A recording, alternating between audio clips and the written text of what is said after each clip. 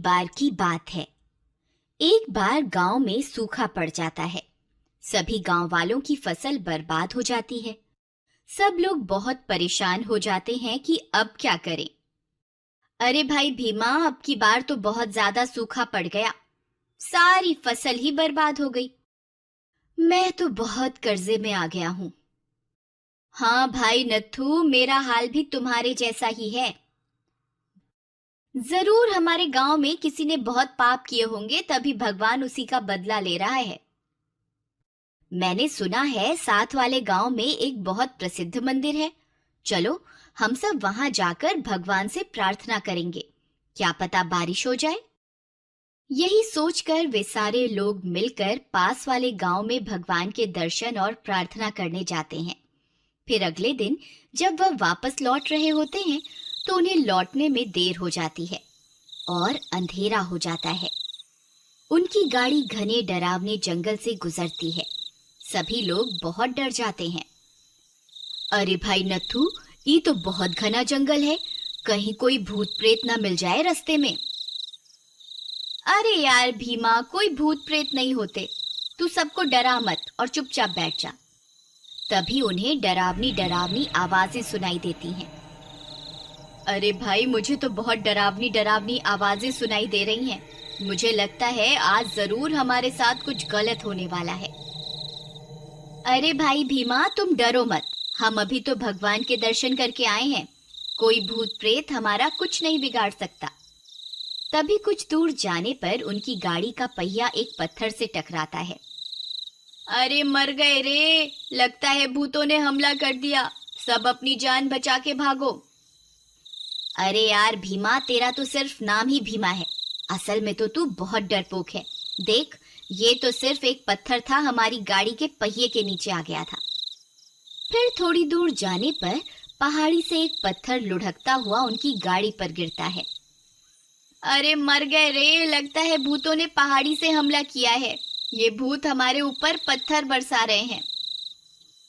नहीं भाई, ऐसा कुछ नहीं है, पहाड़ी से पत्थर अक्सर गिरते रहते हैं। तुम चुपचाप बैठो, ज्यादा शोर मत मचाओ। तुम्हारे शोर मचाने से भूत तो नहीं आएंगे, किंतु कोई जंगली जानवर आ गया तो वह जरूर हमें कच्चा ही खा जाएगा। नत्थू भाई, लगता है तुम ठीक कह रहे हो।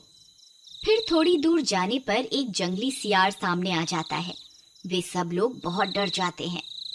भीमा, मैंने तुमसे कहा था ना कि जोर जोर से मत चिल्लाओ, कोई जंगली जानवर हमारी आवाज सुन लेगा। फिर वे सब लोग जोर जोर से चिल्लाना शुरू कर देते हैं ताकि सियार डर के मारे वहां से भाग जाए। हुर हुर हुर, ए सियार, चल भाग यहाँ से, चल जल्दी से भाग जा, नहीं तो हम सब मिलकर तुझे मार देंगे। सियार उनके चिल्लाने के डर से वहां से भाग जाता है। शुक्र है भगवान का, एक और मुसीबत टली। फिर थोड़ी दूर जाने पर तभी जोर जोर से बारिश शुरू हो जाती है। अरे वाह, लगता है भगवान ने हमारी सुन ली। देखा भीमा, मैंने कहा था ना, अगर हम भगवान से प्रार्थना करेंगे तो अवश्य ही बारिश कर देंगे। तभी एक बिजली कड़कती हुई उनकी गाड़ी के पास में आकर गिरती है। वे सब डर जाते हैं। भुवन भाई, बाल बाल बच गए, अगर ये बिजली हमारी गाड़ी पर गिर जाती तो सबका काम तमाम हो जाता। थोड़ी सी आगे बढ़ने पर फिर से कड़कती हुई बिजली उनकी गाड़ी के बिल्कुल नजदीक गिरती है। अरे मर गए रे, बाल बाल बच गए। भुवन भाई, लगता है भगवान कुछ ज्यादा ही प्रसन्न हो गए जो इतनी ज्यादा बारिश कर रहे हैं और साथ में कड़कती बिजली मुफ्त में बरसा रहे हैं। भीमा भाई, मुझे लगता है आज हमारे में से किसी की जिंदगी का आखिरी दिन है। तभी हर थोड़ी दूर जाने पर हमारे साथ कोई न कोई हादसा हो रहा है। तभी एक और बिजली उनकी गाड़ी के पास आकर गिरती है। हे भगवान, मैंने तो कोई पाप नहीं किया, मुझे छोड़ दो, चाहे तो इन सबको अपने पास बुला लो। मुझे लगता है आज हम में से किसी की मौत पक्की है। अगर हमने उस व्यक्ति को इस गाड़ी से नहीं उतारा तो सबकी मौत पक्की है। भाई, तुम बात तो सही कह रहे हो, लेकिन ये कैसे पता चलेगा कि किसकी वजह से ये सब हो रहा है। एक काम करते हैं, सभी बारी बारी से उस गाड़ी से उतरेंगे और सामने जो पेड़ लगा है उसे हाथ लगाकर वापस आएंगे। अगर उसकी मौत पक्की होगी तो बिजली अवश्य ही उसके ऊपर गिरेगी और बाकी सब बच जाएंगे। ठीक है भाई, लेकिन पहले तुम जाओ, मैं बाद में आऊंगा।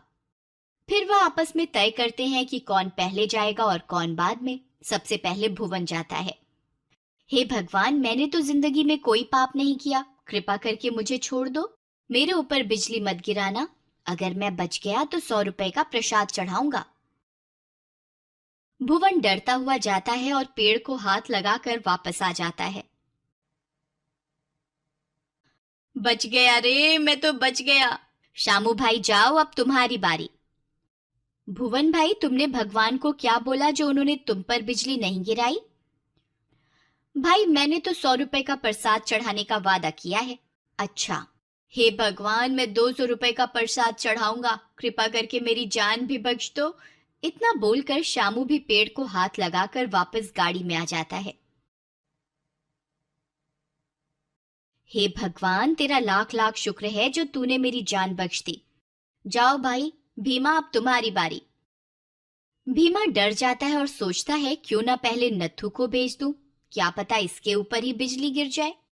नहीं भाई भीमा, जो हमने आपस में तय किया था हम उसी हिसाब से चलेंगे। अगला नंबर तुम्हारा है, तुम ही जाओगे। भीमा डरते हुए, हे भगवान मेरी जान बख्श दो, मैं 500 रुपए का प्रसाद चढ़ाऊंगा, बस किसी तरह मेरी जान बख्श दो। भीमा भी उस पेड़ को हाथ लगाता है और कुछ नहीं होता और वह खुशी खुशी वापस आ जाता है। अरे भाई, मैं भी बच गया। अब सिर्फ नत्थू ही बचा था। सबको लग रहा था यही है जिसकी वजह से आज हम सब फंस गए हैं। नत्थू यह सोचकर उदास हो जाता है कि उसकी वजह से सबकी जान आज जोखिम में पड़ गई। वह पेड़ को हाथ लगाने के लिए चल देता है।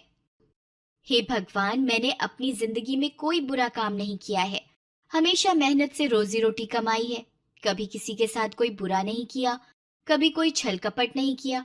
अगर फिर भी मुझसे कोई भूल हो गई हो तो उसके लिए मुझे क्षमा करना।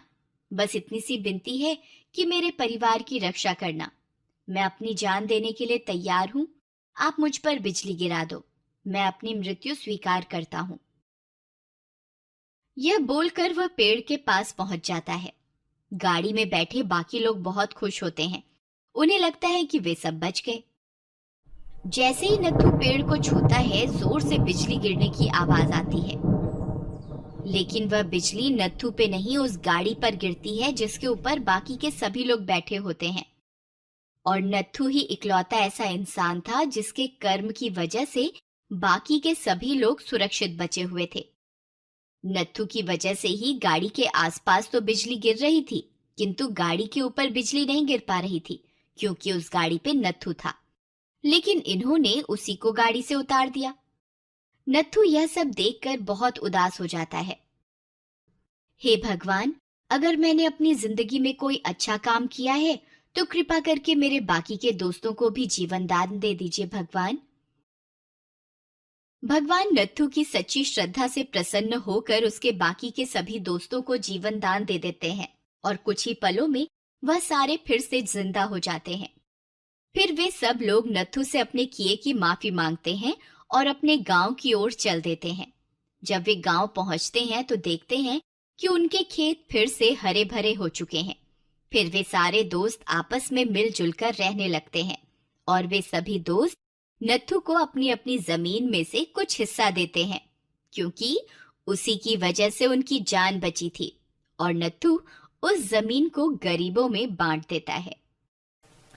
अक्सर चुनौतियों से, संघर्षों से हम डरते हैं, लेकिन संघर्ष ही तो है जो हमें और अधिक मजबूत करते हैं और जिंदगी की कठिनाइयों से लड़ने की हिम्मत देते हैं और हमें सक्षम बनाते हैं, कुछ भी कर पाने के और कुछ भी कर गुजरने के।